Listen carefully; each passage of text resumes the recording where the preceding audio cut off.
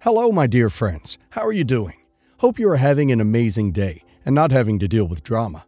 Ready for new stories I have for you today? Let's go to the first one. Buckle up, as it's a long one, and don't forget to listen to the end of the story to hear my insights. Enjoy the stories, guys, and please like and subscribe. And of course, don't forget to leave a comment. Before I get into this story, you should know my son is 5 years old and is nonverbal autistic. When I was pregnant, my grandfather-in-law, Robert Sr., told me that if I had a son and named him Robert IV, he would inherit the family fortune of several $1 million worth of real estate and investments. This was his dying wish that his name lived on. I, of course, didn't know that my son would be nonverbal autistic, but I agreed to it because I wanted to do what's best for the family.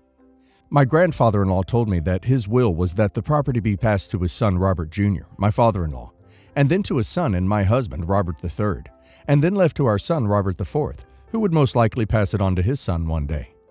Well, he passed shortly after and left everything to his son with future intentions known and agreed upon. I had my son Robert IV, and I thought that would be the end of it, until a week ago. My father-in-law has two sons, Robert, my husband, the oldest, and Richard, who is the middle child. Robert, my husband, is hardworking, good with money, and reliable. My brother-in-law, on the other hand, is not. He can't hold a job.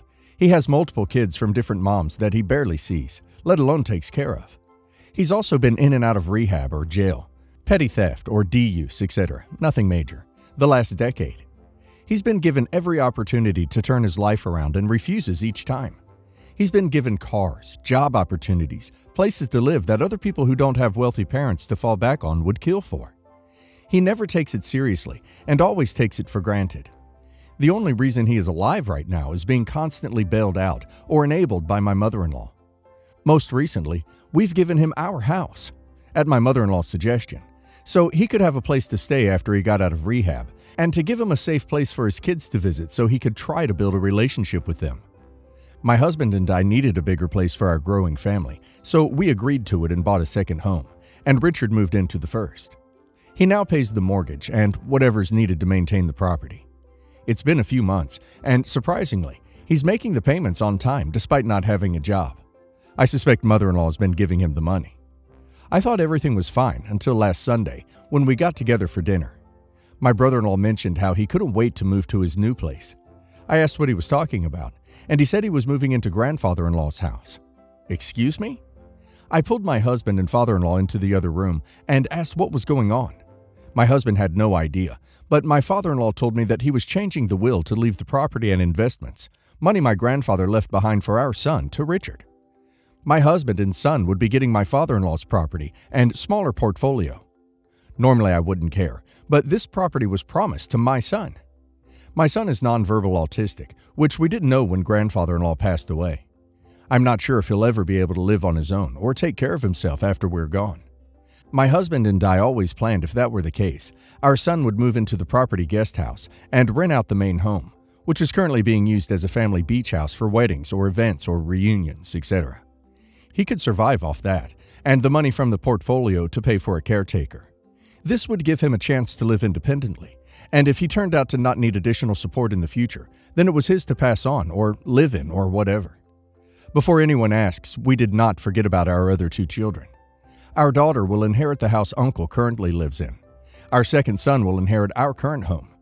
Yes, their inheritance will be significantly less than their older brother, but it was never our money to give away. Grandfather-in-law, who was the original owner of the property, made it very clear that he was leaving this for my oldest son and him alone. We want to stand by his wishes. My mother-in-law and brother-in-law both knew of this plan. They told me that they were supportive of my efforts to provide for our son's future, and that I was a good mother for thinking so far ahead. I was deeply upset by this news, and asked why he was changing his mind after promising to his father and to my husband that he would pass this on to his grandson and great-grandson. He said that he always intended to respect his father's wishes, but that our son Robert IV didn't live up to the namesake expectations that he's sure grandfather had for an heir. Yup, my son wasn't worthy because he was autistic. Since he knew that my husband would honor his word and leave it to our son, he thought it would be best if he cut my husband out altogether and leave it to his other son, Richard. I asked him why he would leave it to someone as reckless as Richard when his youngest, Rachel, was more financially responsible. He said it was because only a son could be an heir. Apparently, my mother-in-law also has been pressing for months to give Richard the home, and that Richard told him that he deserved better than our charity. That since we had 2 homes, that we saved and paid for on our own, that it was only fair if he was given grandfather's property and money. I immediately excused myself, grabbed my kids, and left the house. My husband and I talked, and while he's upset about what happened, legally, Grandpa left the home to his dad, and he isn't obligated to leave it to him in spite of his promise. He says that he's sure we'll find another way to provide for our son if he needs it. That, however, isn't good enough for me. We busted our butts and sacrificed so that we could give all of our children a home to live in someday. Now we're being put into a position to where we have to choose which of our children get a home. Not to mention, if our son does need additional support and income, he's going to have to live with us and off of our income, and will not have the chance to be independent. This is when I thought about the dirty little secret buried in the family skeleton closet.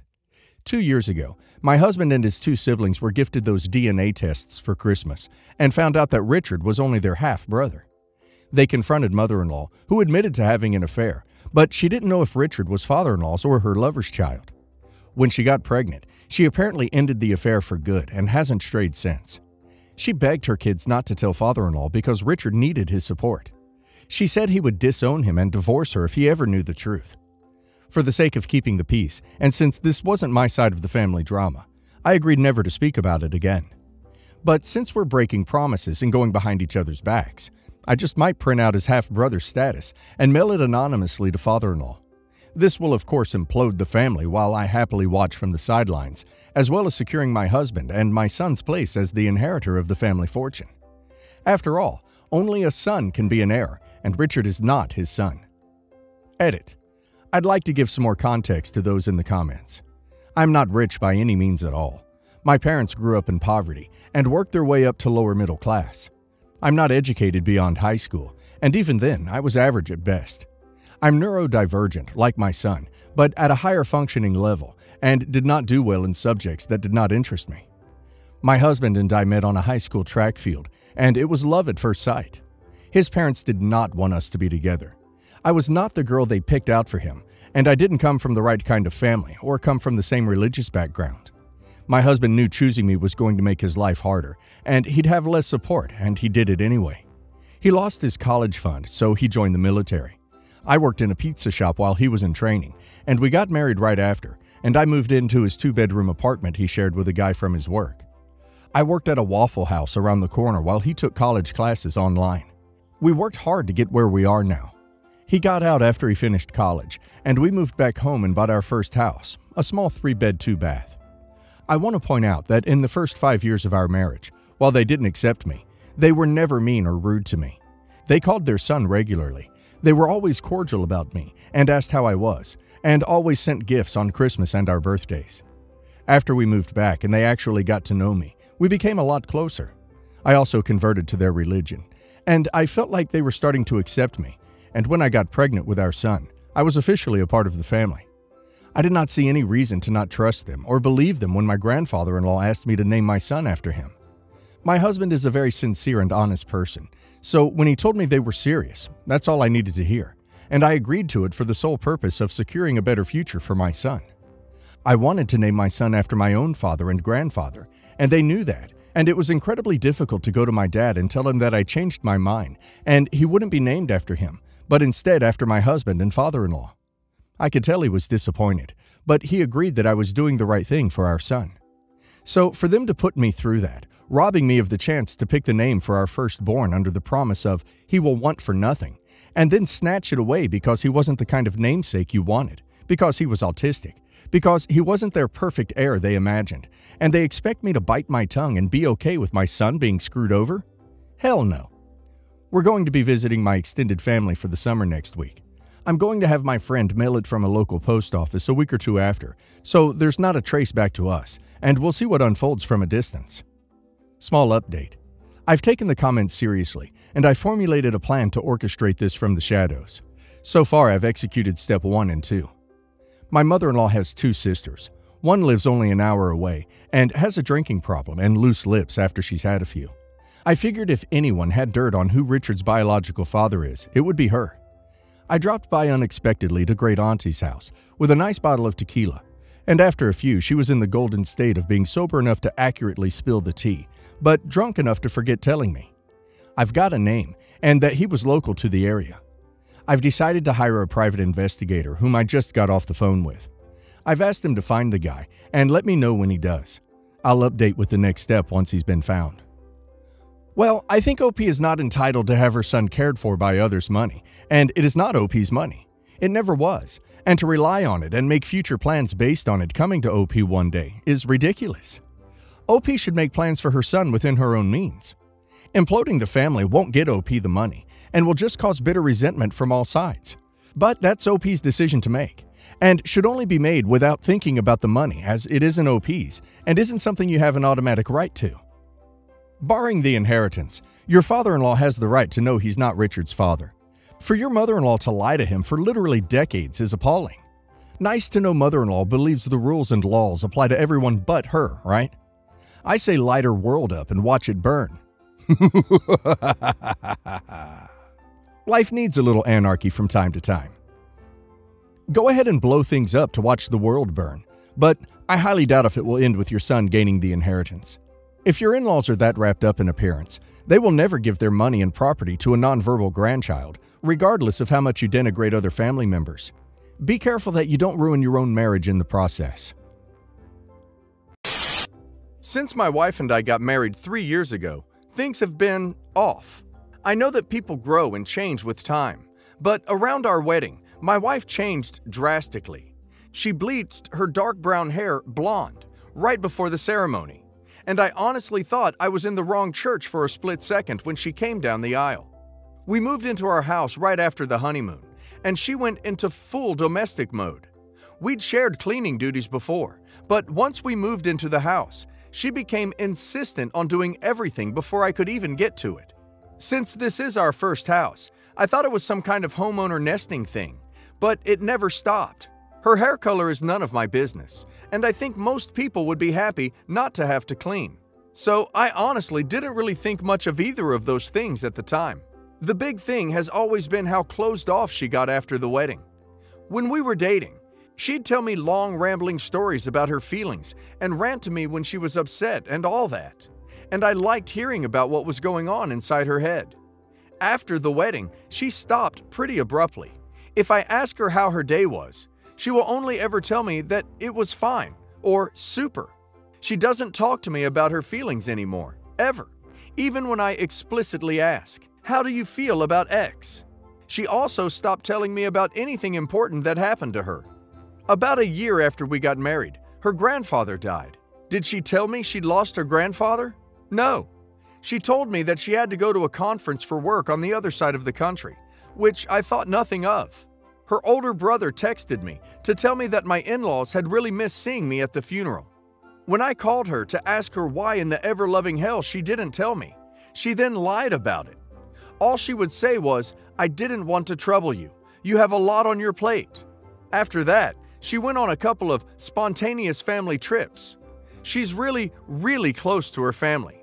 So the first time she said to me she was going camping with her brother at their alma mater, I didn't think a lot of it, other than to be slightly disappointed and confused that I wasn't invited. Because her brother's cool, and the three of us go camping together a lot. But the second time, I started hearing alarm bells. I'd like to say I'm a more secure man, but after the second spontaneous family trip, my wheels started spinning, and I started to think that maybe she was cheating. This was a weird insecurity in the back of my mind for a while, since she wasn't showing any other big signs of cheating. She wasn't guarded about her phone and hadn't changed her routine appearance. A few weeks ago, she told me she was pregnant.